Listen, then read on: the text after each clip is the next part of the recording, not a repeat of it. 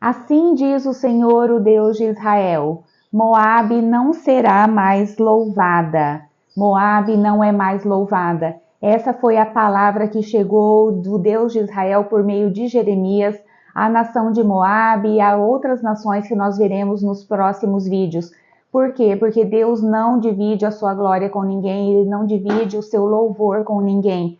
E os povos que habitavam ao redor de Jerusalém, ao redor de Judá, de Israel, eles eram povos pagãos que tiveram a oportunidade de conhecer o verdadeiro Deus e não deram a devida importância. E por isso Deus enviou o juízo a essas nações.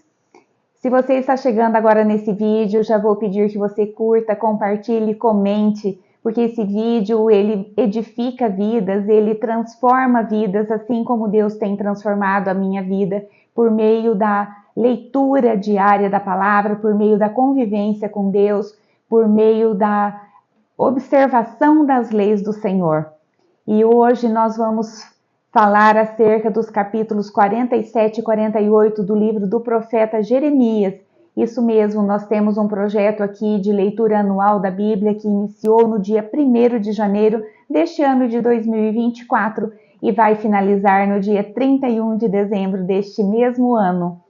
É uma série de devocionais que acontece de segunda a sexta-feira em meu perfil no Instagram e aos sábados e domingos eu honro a sua vida que só acessa aqui por meio dessa mídia, por meio do YouTube, para você também conhecer um pouco do que é a palavra de Deus e de como Ele pode nos transformar por meio da sua leitura, da leitura da sua própria palavra. Porque a própria Bíblia diz que a fé vem por ouvir e ouvir a palavra de Deus. Vamos lá, então, o capítulo 47 trata-se de uma mensagem acerca dos filisteus. Tem apenas 7 versículos e inicia: Assim diz o Senhor, vejam como as águas estão subindo do norte. Elas se tornam uma torrente transbordante, inundarão esta terra e tudo o que nela existe. O contexto aqui era a invasão dos filisteus, da Filístia ali, desses povos, pela Babilônia. A Babilônia, que tinha se tornado o reino mais poderoso e mais importante ali da sua época, estava cercando essas nações e tomando-as, como escravas, levando como cativos. Elas aproveitavam, a Babilônia aproveitava os dons ali, os dotes artísticos, a nobreza, para levá-las para a sua terra e de lá então eles poderem usufruir desses dons dessas pessoas que tinham tanto riquezas como dotes artísticos para enriquecerem ainda mais. E Deus, quando exerce juízo sobre uma nação, sobre um povo, sobre mesmo nós como pessoas, Ele vai dando aviso, Ele vai mostrando, Ele vai dizendo, olha, aqui não está certo, e isso vem pouco a pouco. Aqui, os filisteus, eles já tinham acesso à glória do Senhor quando a própria Arca da Aliança esteve, eles invadiram Israel, invadiram o templo, levaram a arca cativa, que foi em uma batalha, levaram a arca para suas terras e houve bênçãos na sua terra. Porém, ainda assim, eles não foram suficientemente temerosos a Deus para ver que aquelas bênçãos que estavam acontecendo ali em sua nação era provinda de Deus.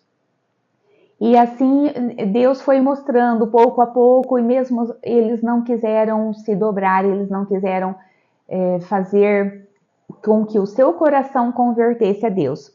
E aqui Deus vai dizer assim: aos habitantes de Gaza que raparam a cabeça, ó remanescente da planície, até quando fará inscrições no próprio corpo? Não era isso que Deus queria. Ele não queria ver o arrependimento por meio das vestes, que eram vestes de lamento. Ele não queria ver o arrependimento por meio de corte de cabelo, por meio de corte de barba. Alguns faziam incisões no corpo, cortavam a pele para mostrar que estavam arrependidos. Não era esse arrependimento que Deus buscava. Deus buscava um arrependimento verdadeiro, um coração contrito, um coração arrependido. E assim não acontecendo, o juízo veio sobre a terra deles ali, sobre a nação deles. E hoje, se nós trouxermos essa profecia para a nossa vida, se nós formos tirar lições disso para a nossa vida, toda a palavra de Deus possibilita que você tire lições durante toda a sua vida. Há um pregador, ele já não está mais vivo, que ele dizia que a Bíblia é mais atual do que o jornal de amanhã. Então eu posso tirar lições dessa profecia para a minha própria vida, Isa? Posso. Como? O que está acontecendo na minha vida que pode ser sinais que Deus está me alertando?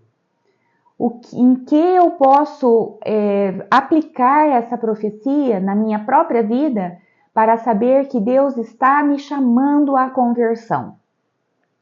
Será que eu tenho tido insônia? Será que eu tenho tido rompantes de crises de pânico, de medo? E isso não seria um alerta de Deus para que eu arrume a minha vida financeira, para que eu arrume a minha vida espiritual, para que eu arrume a minha vida conjugal, para que eu arrume a minha saúde? Talvez eu possa estar tendo essas crises de pânico, eu precise buscar um terapeuta, eu precise buscar um médico. Sim, Deus deixou a cura para nós por meio de pessoas formadas em medicina, pessoas formadas em terapia, pastores, padres, líderes espirituais. É assim que os alertas de Deus chegam até nós.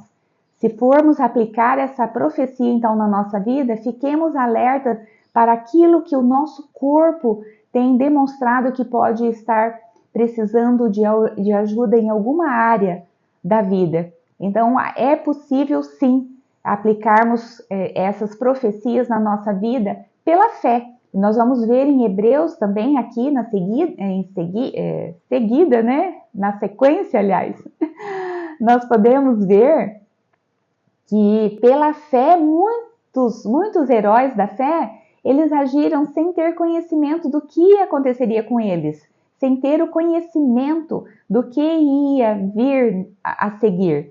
E eles pela fé fizeram isso, e nós também pela fé podemos buscar ajuda, podemos buscar recursos para nos cuidar, para cuidar da nossa família e das áreas da nossa vida como um todo. Esse foi o capítulo 47, então. Capítulo 48, a mensagem é para Moabe. Moabe, que é uma terra também pagã, e Moabe vem do nome do descendente de Ló, que foi gerado em um incesto com a sua filha mais velha.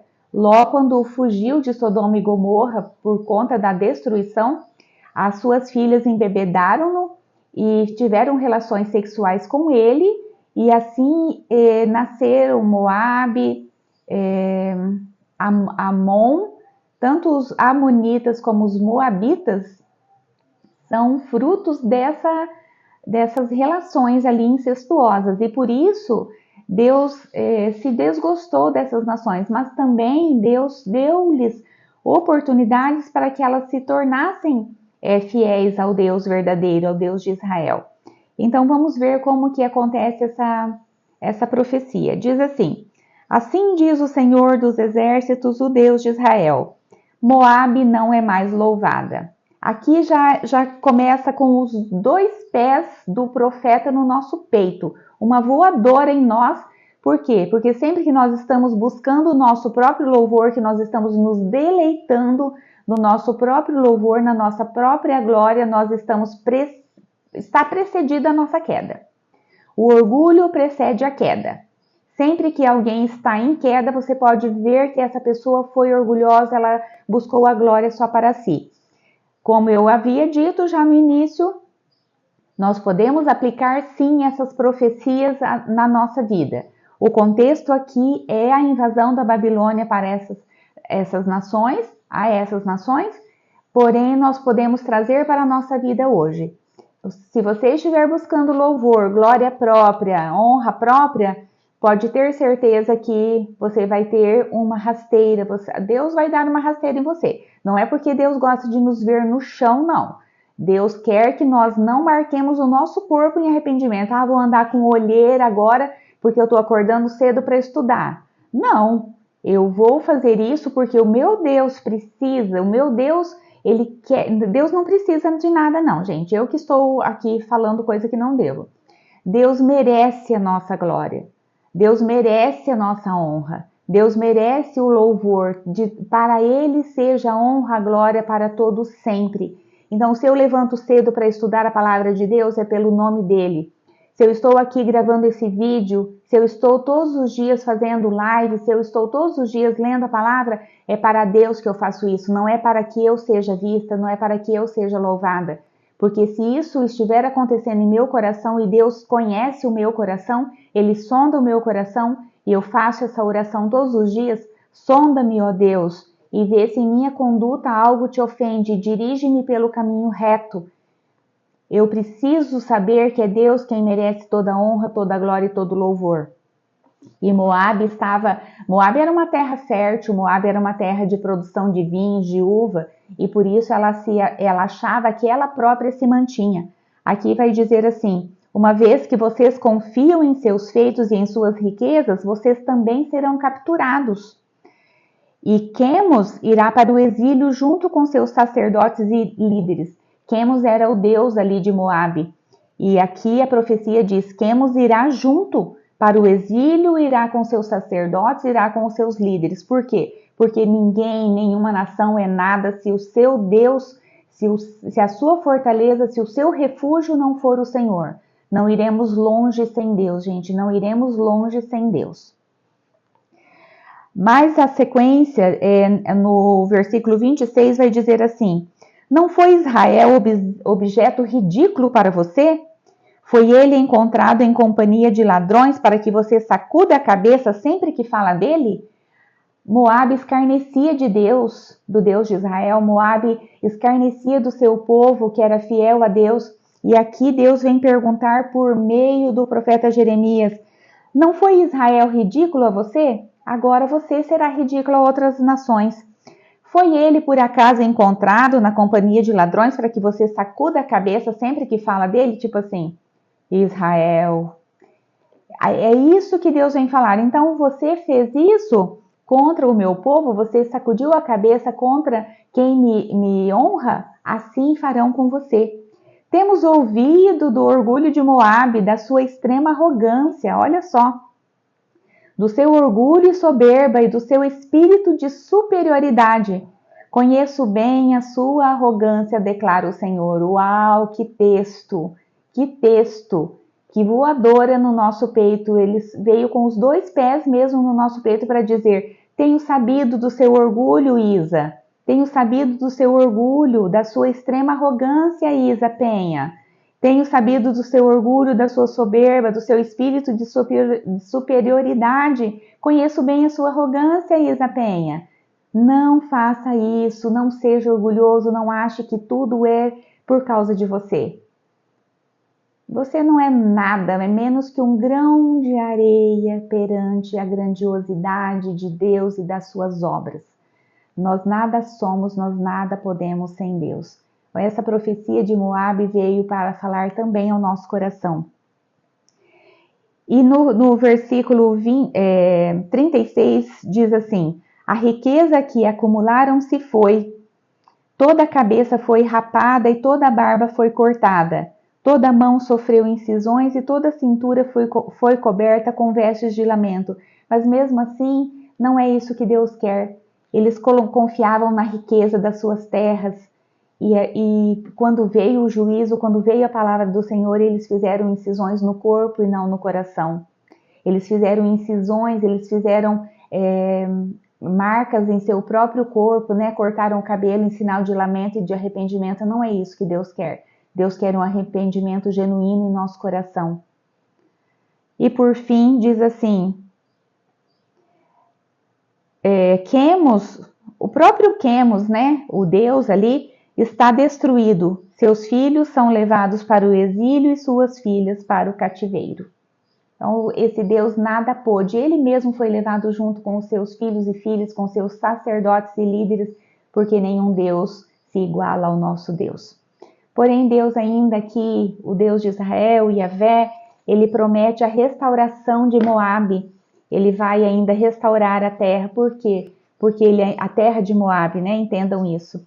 Porque Deus quer que os seus filhos prosperem, e Deus quer que as nações sejam todas dele. Por isso que Deus dá ainda segunda chance, terceira, quarta, quinta chance para nós.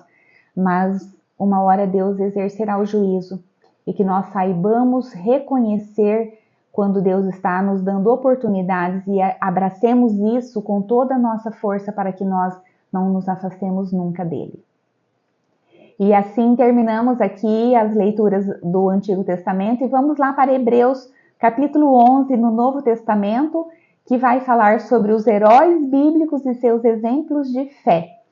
E a ideia central aqui é: sem fé é impossível agradar a Deus. Sem fé, sem eu ter uma visão daquilo que Deus ainda vai fazer na minha vida, é impossível eu agradá-lo. Porque se eu estiver agindo de acordo com a minha vida atual, eu vou realmente cair numa depressão, eu vou realmente deitar na minha cama e ficar o tempo todo aqui lamentando. Não, eu preciso agir hoje como se eu já estivesse de posse de toda a promessa de Deus para os seus filhos. E lembre-se, essas promessas de Deus não é só prosperidade financeira, como muitos têm pregado. É sim, Deus nos quer prósperos. Veja bem, Moabe era uma terra próspera. Israel, Judá era uma terra próspera. Os reis eram ricos, milionários, bilionários aos olhos nossos hoje, né? Mas Deus tem muito mais para nós do que isso. E nós vamos ver aqui em Hebreus que isso que Deus tem muito mais para nós é a nossa vida eterna, é a nossa glorificação junto com o seu Filho Jesus. Vamos lá. Ontem, para você que assistiu a live lá no meu perfil no Instagram, nós falamos sobre as definições de fé aqui segundo Hebreus. E hoje aqui eu vou fazer uma breve retomada para que você que só assiste por meio aqui do YouTube saiba do que nós estamos falando. O capítulo 11 de Hebreus inicia assim: ora, a fé é a certeza daquilo que esperamos e a prova daquilo que não vemos. O que é a fé? O Hebreus aqui vai falar acerca de Abraão, acerca de Isaac, acerca de Moisés, que agiram por meio da fé. A fé é trazer para os nossos dias, trazer para a nossa vida hoje, para o meu sábado hoje, do dia 9/11 de 2024, a visão que Deus preparou para mim lá do futuro. É eu agir hoje como se eu já estivesse às portas do reino dos céus. É eu agir hoje como se eu já estivesse em posse da promessa da vida eterna. É eu agir hoje como santa separada de Deus, como santo separado de Deus. Lembrando que santo na Bíblia não é o santo beatificado, canonizado pelo Vaticano, pela denominação católica. Santo é todo aquele que decide viver de acordo com a palavra de Deus. Santo é o separado de Deus para viver fora das coisas do mundo. Fora não dá, né? Mas viver diferente das coisas do mundo. É eu não me dobrar às riquezas desse mundo. É eu usar as riquezas desse mundo para fazer o bem para o outro. É eu usar as riquezas desse mundo para glorificar o nome de Deus por meio da evangelização. É eu tirar outras pessoas de vidas de risco, de vidas de engano. É eu agir como se eu já estivesse salva, como se eu já estivesse glorificada. Então, a fé é isso, é eu trazer para hoje a visão que só vai acontecer quando realmente nós estivermos no reino da glória. E também, se trouxermos isso para a nossa vida aqui no mundo, é eu ter fé que sim, é eu ver eu já prosperando, a fé é eu ver já eu curada, a fé é eu ver a minha família restaurada, a fé é eu ver o meu trabalho dando frutos, né? É eu já viver como se isso já estivesse acontecendo. Não é eu estar no meu trabalho bicuda porque eu só ganho um salário mínimo. Não é isso. É eu estar já vivendo hoje, sorrindo para os meus clientes como se eu já estivesse milionária, como se a minha vida já, o meu trabalho, né, já fosse, ao invés de uma empresa, eu tivesse 4, 5 empresas, ao invés de 2 funcionários ali comigo, fossem 2.000 funcionários. É isso que é viver pela fé. E os exemplos que o autor vai falar aqui, ele vai falar acerca de Abel, que ele ofereceu o seu melhor para Deus. Ele pegou as primícias da sua colheita e ofereceu para Deus. Ele vai falar de Enoque. Enoque é o pai de Matusalém, ele está ali nas primeiras gerações depois de Adão. Enoque viveu, ele andou com Deus 300 anos. Naquela época os homens viviam muitos anos. Matusalém, se eu não me engano, viveu 900 e poucos anos. 970, 960, não me lembro ao certo. Enoque, então, viveu 300 anos com o Senhor, andou 300 anos, ele foi arrebatado, ele nem passou pela morte. E aqui o autor vai dizer que sem fé é impossível agradar a Deus. Sem eu ter fé naquilo que Deus prometeu para mim, eu não posso agradar a Deus. Por quê? Porque eu vou viver angustiada, eu vou viver sem perspectiva da minha vida futura. Sem fé é impossível agradar a Deus. Ele vai falar de Noé, que nunca tinha ouvido falar de chuva, e ele construiu uma arca para salvar a sua família, e todos que quisessem entrar na arca, ele teve fé na palavra que ele recebeu de Deus, e ele prosperou, né? Ele salvou a sua família, a sua descendência do dilúvio. Ele vai falar de Abraão, Abraão que herdou uma terra, Abraão herdou uma descendência, Abraão que por meio de Isaque, que era o filho da sua promessa, Deus havia prometido prosperar a descendência de Abraão por meio do seu filho Isaque, e ainda assim Deus o pediu em sacrifício, e Abraão estava prestes a entregar esse filho em sacrifício, confiando na palavra de Deus. Pela fé, Abraão, aqui o autor vai dizer que pela fé, Abraão, ele acreditou que Deus pudesse ressuscitar os mortos, e figuradamente recebeu Isaque de volta dentre os mortos. Ele estava prestes a sacrificar o próprio filho. Também ele vai falar de Jacó, que à beira da morte, Jacó que se tornou Israel, né? À beira da morte, ele abençoou todos os filhos de José. Ele vai falar de José, que viveu ali no Egito. Ele foi escravizado pelos seus próprios irmãos, vendido como escravo ao Egito, e ele prosperou na terra do Egito. Foi pela fé que isso aconteceu. Pela fé, Moisés tirou o povo do Egito. Pela fé, Moisés, ele ungiu as portas das casas com o sangue do cordeiro, para que Deus passasse e não ferisse o primogênito dos israelitas, mas apenas os primogênitos dos egípcios. Nós vemos isso lá em Êxodo. Também pela fé, a prostituta Raabe escondeu ali os espias israelitas que foram ver a terra de Canaã. Pela fé, ela teve o seu nome colocado aqui nessa galeria dos heróis da fé. E o autor vem dizer: eu não tenho tempo de falar de Gideão, de Baraque, de Sansão, de Jefté, de Davi e de outros tantos, né? Inclusive os profetas, aos quais eles praticaram a justiça, mas eles não alcançaram a verdadeira promessa. O que era essa verdadeira promessa? Era ter o sacrifício de Jesus feito por cada um deles. Mas o autor aqui no final vai dizer assim: mas todos esses receberam bom testemunho por meio da fé. No entanto, nenhum deles recebeu o que havia sido prometido, que era o Messias, né? O Messias não veio na geração deles.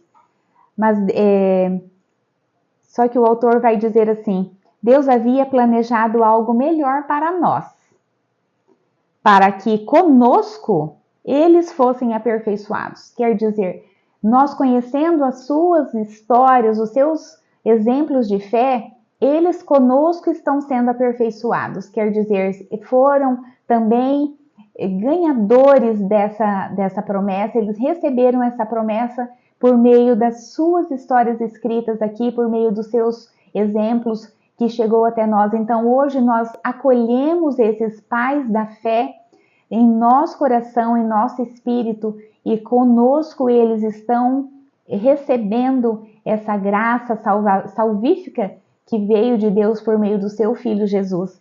E o autor diz ainda assim, que da fraqueza eles tiraram força e tornaram-se poderosos na batalha e puseram em fuga exércitos estrangeiros. O autor diz algo maravilhoso, ele diz assim que eles foram apedrejados, cerrados ao meio, postos à prova, mortos ao fio da espada. Andaram errantes, pois o mundo não era digno deles. O mundo não era digno de tamanha fé. O mundo não era digno de tamanha fé. Por isso escarneceram deles, cerraram ao meio, mataram ao fio da espada, foram queimados vivos. Porém, eles estão recebendo conosco a promessa verdadeira de Deus, que era a vinda do Messias, que era a vinda de Jesus. E o convite que eu faço a você hoje nesse vídeo é que você se aperfeiçoe por meio da fé. Creia na salvação que veio até nós por meio de Jesus. E a ideia aqui central era que sem fé é impossível agradar a Deus. E a fé vem pelo ouvir e ouvir da, ou pela, ou a palavra de Deus. O convite que eu faço é que você comece aí o seu estudo bíblico, a sua leitura. Nós já estamos aqui desde o dia 1º de janeiro de 2024, falando todos os dias acerca da palavra. E eu sou testemunha viva de que a palavra transforma a sua vida, que a palavra transforma todo o seu ser. E eu convido você então a compartilhar esse vídeo, a curtir, a comentar e a estar aqui comigo no próximo vídeo, que vamos continuar falando de Hebreus e ainda do profeta Jeremias. Um grande abraço a você, que Deus possa abençoar grandemente você e toda a sua casa. Tchau, até mais!